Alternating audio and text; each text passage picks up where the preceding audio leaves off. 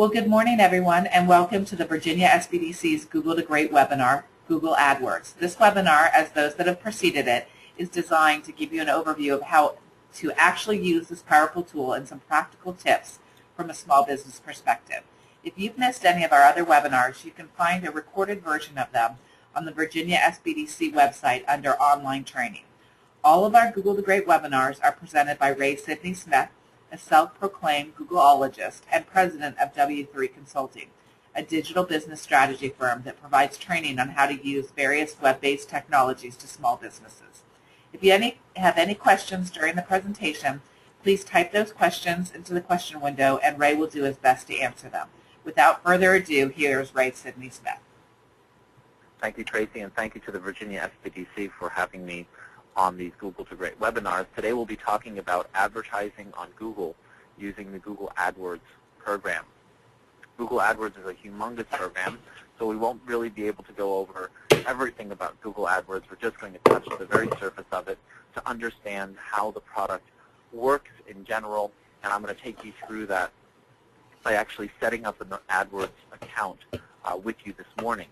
So we're going to go into the product and we're going to really try and mess around with it a little bit so that you can see what functionality it has and some of its limitations as well, and how you can be effective with using Google AdWords through your advertising campaigns.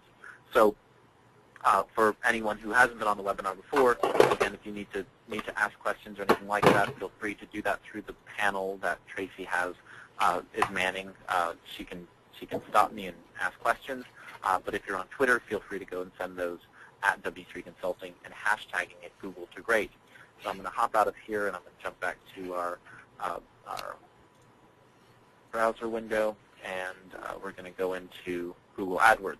So if we go to Google AdWords, you can go into it by going to adwords.google.com or going to google.com/AdWords. And excuse me, as you can see, Google takes you to this wonderful page that has you go ahead and log in. Now, no, I'm already logged into my account, but it's asking me to log in again, additionally, and this is just an additional layer of security. Okay, so even though you know that you're already logged in into your browser session, it will still ask you to go ahead and log in again. So I'm going to log in again here. Understand that Google AdWords works in a couple of different ways while I'm logging in here. Excuse me. The system works as a bidding system. So the way that AdWords works is that you bid on keyword terms. So a little bit of background about how the web works. For those of you who don't know, the web works by searching things and you finding them. Now the web is created by many, many web pages that make up the greater World Wide Web. The World Wide Web is different than the Internet. The World Wide Web are a bunch of files. The Internet is infrastructure that was once started by DARPA, the government agency.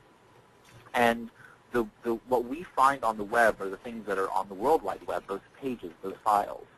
What you're doing when you're advertising on Google is that you're becoming part of their network of advertising sponsors who display links to the pages you have on the web. Google's gone beyond that now, and they've allowed you to be able to pay for people to automatically call you from their phone. So if I click on an ad of yours and you've designed it to be able to have me go ahead and directly call you, I can do that too. There are lots of ways in which they've added on to the advertising function. But for the most part, AdWords is the ability for me to go ahead and show up in these little sponsored ads inside the Google search pages. Now Google has also expanded by allowing people to go ahead and put Google ads on their own websites. So if I had a blog or if I had a very popular website and I wanted to monetize that website, I would go ahead into Google AdSense, another product that Google creates, and they allow me to go ahead and display their advertising, basically the ads you're putting onto the Google AdWords network, onto my website so that I can garner traffic to your website because of the traffic I'm getting because I'm popular or because people come to my website for whatever reason.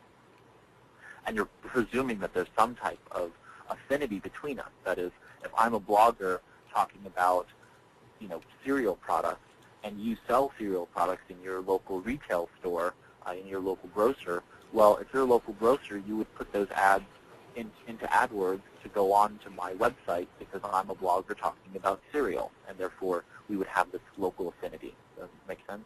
Okay. So the idea is you create the ads, your ads go ahead onto Google, and then your customers do Google searches, and they find your ads on the Google search and go to it. Okay. So one of the things that people typically have questions about right up front is costs and how the payment works, and we're going to see that as we set up the account. So I'm going to show you that shortly right now. So in most cases, you set a budget in terms of how much you want to spend on AdWords. You then can go ahead and use some of the tools to estimate the keyword costs, and then you can go ahead as well and pay for clicks to your ads and not just ads that are displayed. And so you can what's called cost per click. And I can't get too much into the technicals of the differentiations, but there's pretty much 3 different kinds of clicks that we can deal with, or 3 different types of payments that we deal with when it comes to results. The first one is pay per click, or cost per click. That's when someone actually clicks on the link that is in your ad. The second one is what we call pay per impression, CPI, cost per impression. The cost per impression is basically you pay for a bulk number of views of your ad. So if I see, if I do a CPI campaign just for brand awareness, I would pay in the thousands of times people are going to see my ad. So I pay 50 cents for every 1,000 times someone sees my ad. Now no one's clicking on my ad, but they're at least seeing my name, my company, potentially my phone number, my website address, whatever it is, and then they can choose to go ahead and manually type that information into their browser bar. Now, it's not a very effective means of sales advertising, but sometimes CPI can work for a lot of really great brand awareness type campaigns. And finally, we have what's called CPA, cost per action. And this is when someone does something built into a platform that can actually react and respond to the way in which you're acting. So this is where the advertiser, in this case Google or Facebook or one of those other types of platforms that allow a cost per action type of platform, program, they will only be paid when someone buys something. Okay, so you can think of that as sort of an affiliate program. All right, let's log in here for real. Lovely. Okay. So when you log into Google AdWords for the first time, and I purposely went to a program that it doesn't have AdWords set up for us, so I'm in the first screen. This is exactly what you will see when you log into your Google account. Okay? So right at the front, it's going to ask you about your time zone and currency preferences. This is actually rather important. Remember that Google runs its ads based on time that you set within the system. So if you pick the wrong time zone, it's potential that your ads that are timely, you know, if you were running an advertising campaign for a special event that was coming up, or that was running based on a sale that you were running that was going to run from midnight of X date to midnight of another date, would not run on the right time if you don't have these time zones and territories set up correctly. So make sure you set this up to match your time zone. In this case, I have to pick Eastern time zone like you are. So here we are in the correct currency. So in this case, U.S. dollars. We're going to click on Continue. Okay. And Tracy, you know to poke in and grab me if there are any questions. So I'm going to click sign in to your AdWords account now that it has my time zone set and currency set. It's going to ask me to log in, and it's going to actually ask me to set up some billing information. So at this point, it logs me into the account, and now this is where you will come every time that you come to Google AdWords. It will take you to this main campaigns screen. In this case, it's going to show me the welcome screen at the initial stages. Once I do have real campaigns running, it will then have those showing instead of this screen. So it'll show me my live running campaigns with all the statistics that are going on regarding that particular item. So I'm going to jump over to billing first, and then we're going to go back to the rest of the program. So let's start with billing because that's sort of where you need to set up some items. So we're going to, it actually is under My Account. I apologize. So under My Account, we're going to go to Preferences. So here, excuse me, you can go in and verify a couple of different things here. So first and foremost, you want to make sure the people you have and the email address that you want for receiving notifications are set up here under My Account. So right here it tells you that I have this email address that I want to receive notifications from Google AdWords from, and maybe that's not the email address I want to receive email from. In this case, it's not. This is an account that I don't check email on. So I would want to change that under the notification settings here within my account. Again, I want the display language to be English. I want the number format to be in United States number format.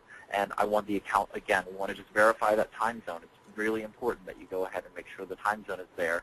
And then auto tagging, whether or not I want the URL to automatically be tagged so that Google Analytics or other types of analytics programs can go ahead and pick up my AdWords campaign's clicks, okay? So I'm going to say yes, okay, and you should too. So have the destination URL auto-tagged. Unless you are way advanced in terms of your web understanding, go ahead and make sure that they are just auto-tagged. So we're going to click yes, okay? So that's the primary just review of your account settings. If you currently already have a Google AdWords account, you've logged in before, the reason I'm taking you to My Account is just so that you can see that. So go into Preferences, make sure that's auto-tagged, make sure your email address is the one you want to receive notifications at, and then go up to Notification Settings now and make sure that you have this set up so that you can receive your email notifications for the different alerts that you want, okay? So in this case, I want to get all billing alerts emailed to me. I want to get all disapproved ads and policy alerts sent to me. So that means when one of my ads is turned down by Google because it doesn't fit, it doesn't comply, they will send me a notification immediately so that I can go back and fix it and make sure it gets approved and the ad goes live.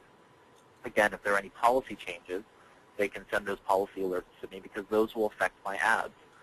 If there's a campaign maintenance alert, meaning that a billing issue has come up or a campaign is getting too low traffic or something like that, they can send me critical alerts or they can send me all alerts so I can go in there and turn those particular items off. You can set up multiple people within this particular AdWords account and they can set up their own notification settings as it relates to those. You can also set up reports so it sends you notifications about specific reports that are available or only the reports that you create. So you can go ahead and create reports and have those done. So those top four are really the most important ones. The bottom four you can go ahead and turn off for the most part. In terms of account access, you can see here that I have just this one user under this one account, but I can go ahead and invite multiple people for multiple administrative access. So I can give other people access to just creating new accounts, creating new campaigns, or I can have this account set up so that people can have administrative level access. I can have people set up so that people can only just view the reports. Maybe I have salespeople who I want to just view the reports and not necessarily do anything else within the system. So you can give people multiple layers of access within Google AdWords for that. All right, going over to billing, we're going to go over to billing preferences. And this is where you set up your payment of Google AdWords within the system. And again, it's just going to ask you to verify to select a country or territory. We're going to scroll down to United States. And we're going to go ahead and click Continue.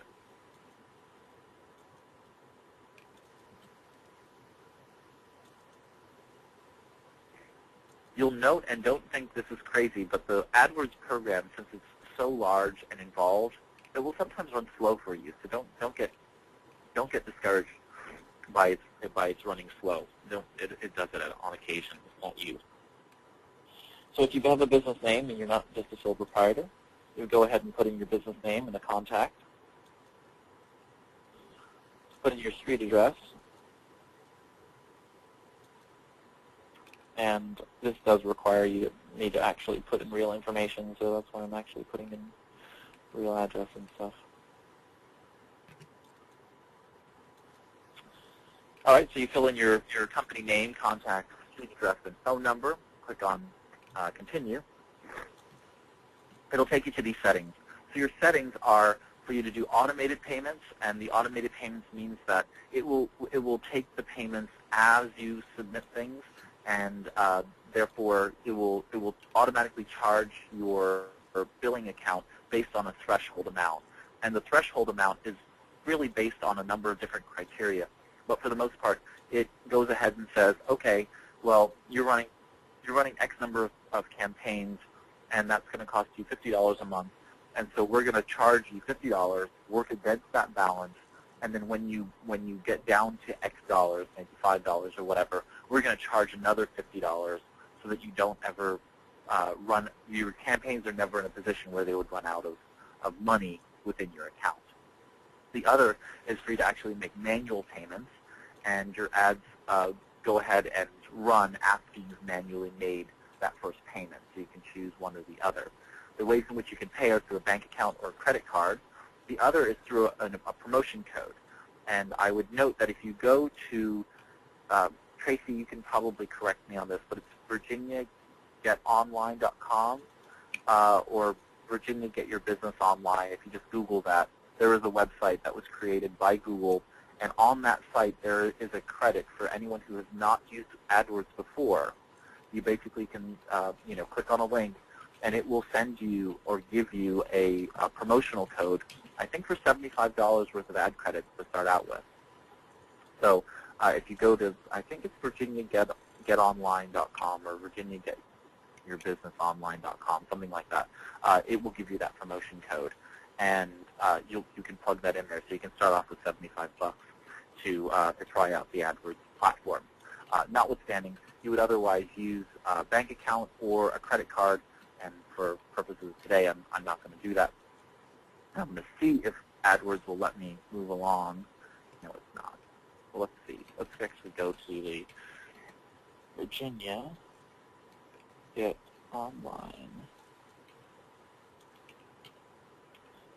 Ray, Okay, they changed it. Go ahead. Oh, I'm sorry. Go ahead, Tracy. No, go ahead. Oh yeah, so it's given me GYBO for Get Your Business Online, so gybo.com/Virginia.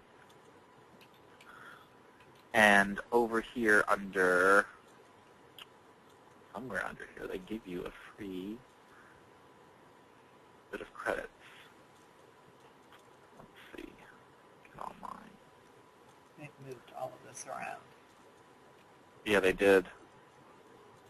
Allow access.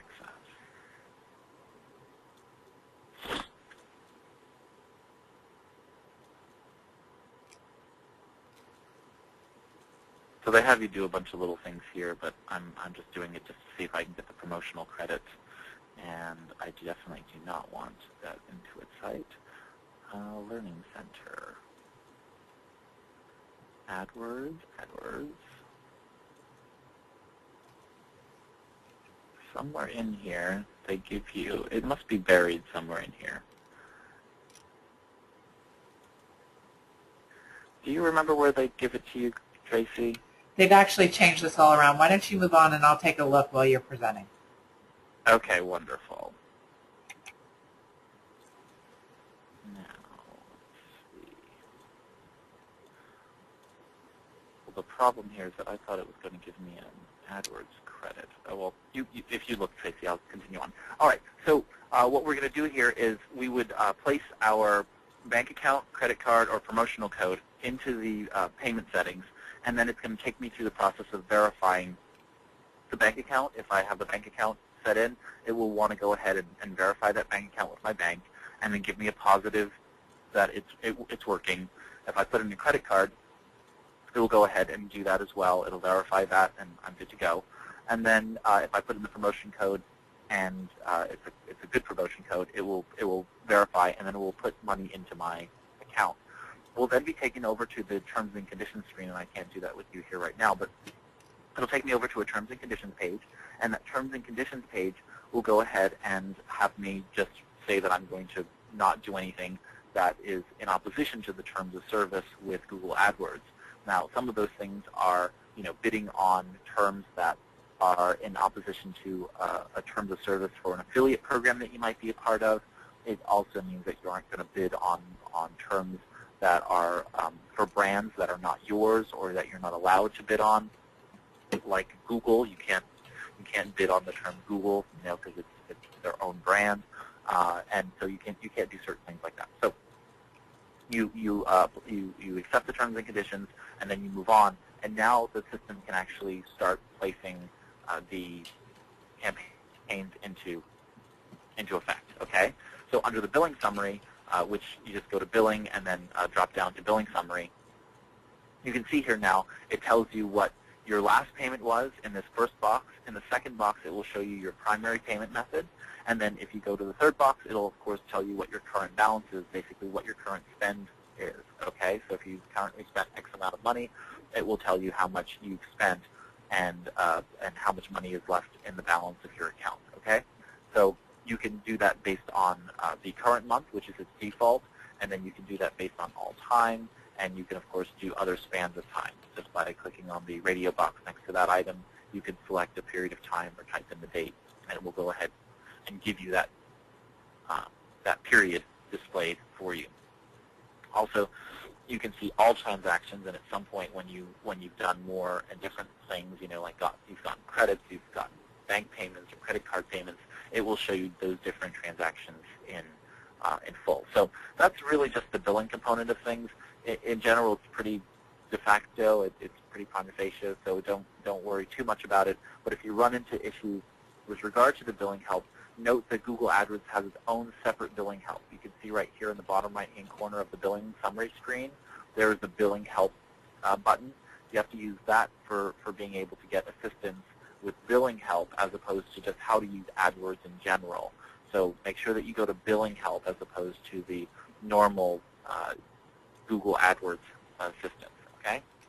So going back to the home page now, if we click on home, we're taken to a series of reports, and these reports can be pretty tricky, but let's just go through them out the gate before we go into creating an ad, because we want to really understand what we want the reports to say before we start working on the keywords and the ads that we're going to be creating.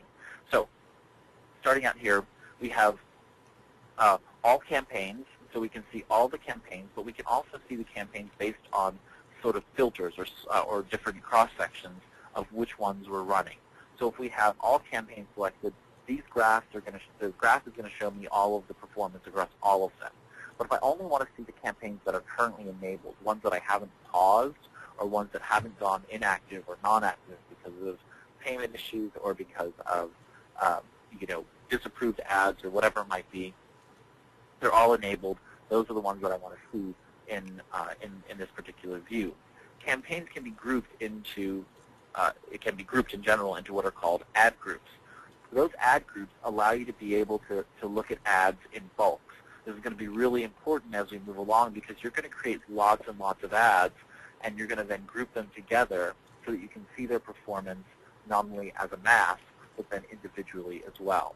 So one individual campaign means you're taking one specific keyword and bidding on that. But when you take many different keywords or just one keyword with many different ads associated with it, meaning that one ad might be text, one ad might be visuals, one ad might be video, one ad might be for only mobile phones, one ad might be only for laptops, so that you can really define who you're looking at, who you're looking for, and then what kinds of criteria and what kinds of ads are responding the best for those particular ads that you're putting out there. So ad groups are really important. Okay, so you can view based on all enabled ad groups. So instead of just the individual campaigns all being listed, you can look at them as the ad groups in bulk. All enabled keywords is the next set down, and so you can look at all enabled keywords, and you would want to see all the enabled keywords so that you can see which keywords are doing better than others versus just the campaigns. Okay, so you can see the keywords might be the same across many different campaigns, but you want to see just the keywords working in essence. Good quality but low traffic keywords, you can do that, and that means that you're getting are high click-through rate, but you're not getting very much traffic on those particular keywords. So you may have to make the decision whether or not you want to continue to advertise there, or whether you want to increase the number of keywords that you're using surrounding that specific low traffic keyword, because the keyword that you're currently using is just not getting enough traffic. It's too specific, or it's too much outside of the normal keyword searching criteria. Keywords below first page bid, that means that these are keywords for searches that are done when people go to a second or third page on Google search, okay? So not just the second or third page, but any page beyond just the first one. So those can show you all of those keywords that you're bidding on beyond that, so that to see where your campaigns and how successful they are on second and third page and fourth and fifth page Google searches. So you can limit the home view to those particular campaigns, and you can also see them based on a primary metric and then compare them against something. So in most cases, you want to see what their clicks are. That's the typical one. People want to see how many clicks am I getting on this particular campaign. But most often than not, you want to look at their click-through rate and see how many people are getting from the page, from impressions to the clicks, to then where they're getting to. So we're gonna go to look at click-through rate on many occasions, so that we can see what's really happening. What's really happening when someone sees a keyword? Are they clicking and going through to my website, or are they clicking and then bouncing? Bouncing means that they get there and then they immediately leave, but they didn't really stay there. Okay, so you want to look at all of these various different terms. I'm not going to be able to define them today, but if you go into Google and just type in click-through rate. Go in and type in clicks go into the AdWords help section, which is right up here, and you can actually learn what all of these different items are in terms of average CPM, which is the cost per impression, average POS, all of those things you can figure out, which is average position. You can go ahead and figure out which and what they are and what they really mean within the graph. But you can go ahead and compare now clicks versus another metric. And so in this case, the other metric might be impressions. And so what will happen is the graph will give you the blue dot is the first item, our primary metric, which is clicks, and then impressions, it'll show us in orange, and now it will graph the blue against the orange so that we can see, oh wow, we're getting a lot of impressions but not very many clicks. Why? Okay, and now you can figure out what you can do to make those changes. You need to increase the pay-per-click bid, the actual bid for that item. You might want to move that from 25 cents per click to 50 cents per click, so that you can increase the number of clicks, click-throughs, as opposed to the number of impressions outpacing your clicks by that much. So you can always you can level those things out. If there are lots of people who are seeing your ad and not clicking on it, well, that may mean that you need to change the ad. You need to make the ad more effective, make the ad copy. Maybe the format of the ad isn't good enough. Maybe it needs a visual image that draws people in to click on the link, as opposed to just the text. Okay, so you can make those. You can start to do that analysis by this home screen and just seeing what's going on with these various ads. So let's jump into the campaigns. If no one has any major questions about that home screen, it's really just a changing of different views of the data that you create. So creating your first campaign is pretty painless.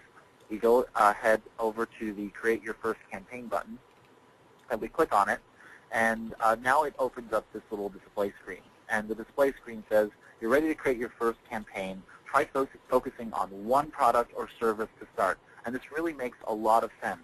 You really want to focus, hyper-focus, when you're doing your ads, meaning that you're going to have many, many small ads versus one very large ad.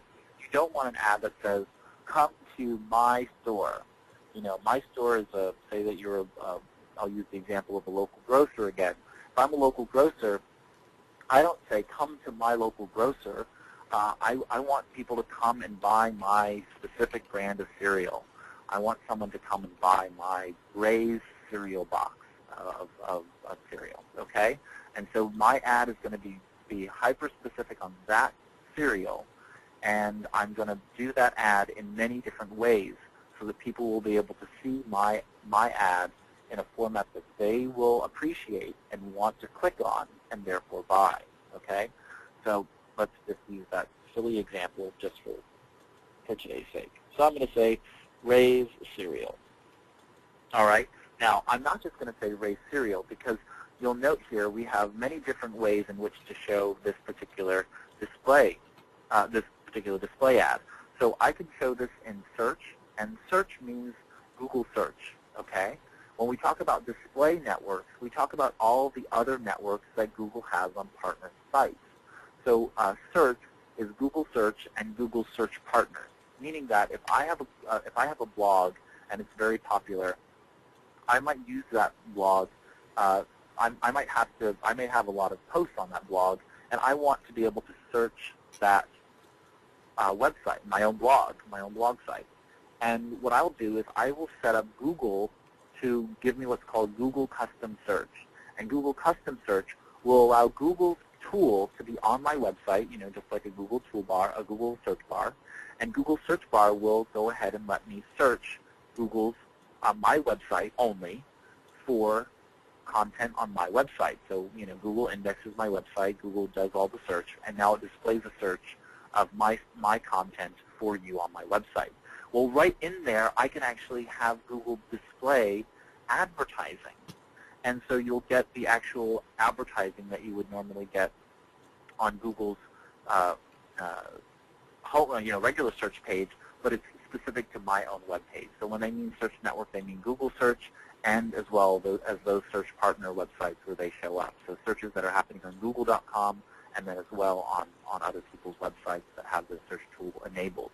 And then you go down and you have the display network, which means, again, going back to the example of having a monetized website that I talked about at the very beginning, which is having a website where I have my own app, I have Google's ads showing up on my website for people to be able to click on, and I make a little bit of money for being able to get people to come to my website and to click on your ads. Okay, so those are the top three of the most common that we use. Google now has a TV campaign, which is very rather new, and then online video. Online video primarily shows up within the YouTube network. So if anyone doesn't know what YouTube is the world's largest video social network, as well as online video search engine. And that allows people to go ahead and watch a video, and before they watch the video, they see a little bit of an advertisement, or they see display ads that show up that are superimposed or overlaid on the video while you're watching it. So it'll literally be, if the video is about cereal, they'll have a little ad for my Ray's cereal showing up on top of the video while I'm watching that particular video. So, and I can click on that. I can click on that link, and it'll take me to the website and keep the video still open. So it'll open it in the background so I can check it out after I'm done watching that video. So we're going to search. We're going to decide on whether we're going to do all of these particular areas or one specific type of display network. In this case, I'm going to choose only the search network. Excuse me. Note that when you change the type of ad, when you change the type of ad, it will wipe out everything about that campaign that you just did. So it even wiped out the name that I used for this campaign. Now, what I'm going to do now is I'm going to add all of the criteria that I'm doing in this particular case. So I'm going to put search network only as part of the name of the ad the ad campaign name that I'm running.